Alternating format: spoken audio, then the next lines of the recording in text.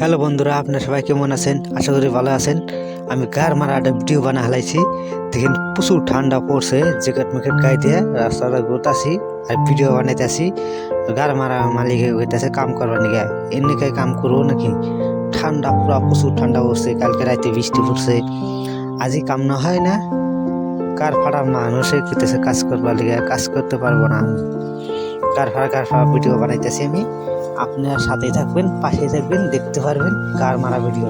আর প্রচুর ভিডিওটা ভালো লাগলো, তাই আরো নতুন নতুন ডিজিটাল ভিডিও বানাবো আমি। কার মারা ভিডিও এদিকে বৃষ্টি হইতেছে, আমার কাজ করবো নাকি? কেন কাজ করবো আমি?